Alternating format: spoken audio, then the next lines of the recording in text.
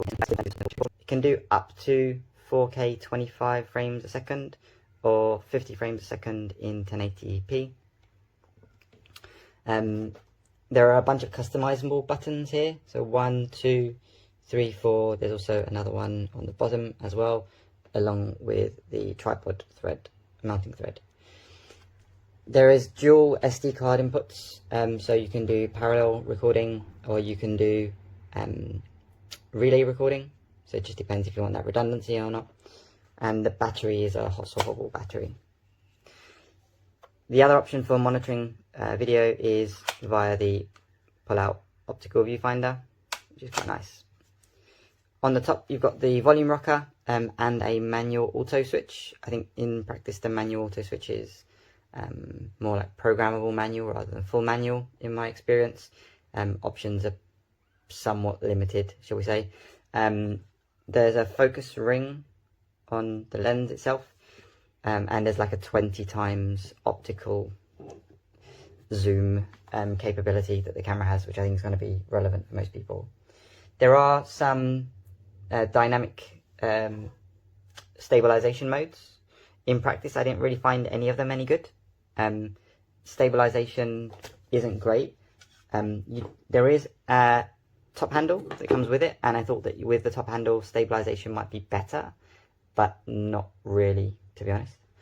The other accessory that comes with it is this lens hood.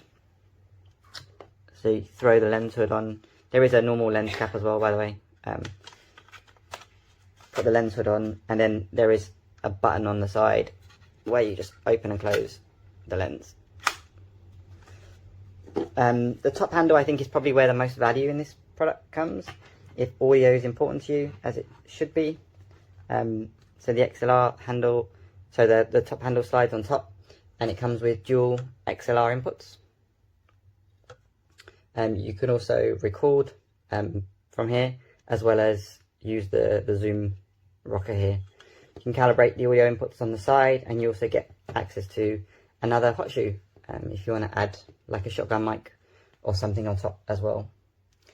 Generally, my experience with the camera is that in low light, so I'm coming from a kind of a full frame mirrorless camera place, and I think in low light I've struggled.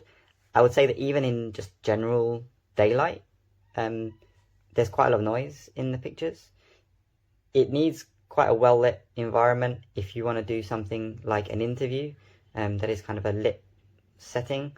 You should be fine, but other than that, I wasn't super happy with the noise performance in 4K 25p, and in 1080p it's okay, but 4K is definitely quite noisy. There are some other features like webcam streaming, which I think will be more applicable for some people. If you're doing things like YouTube lives, streaming in 1080p is probably a decent application for it, where you can control the lighting just like in interviews. But I think those are probably the most important things for me. In conclusion, if you're using this for something well lit, like where you can control the lighting like an interview or web streaming, then great. If you're out and about, it might be a little bit more challenging. You will need stabilization, either a tripod or a stabilizer of some sort, and you'll need to manage the noise.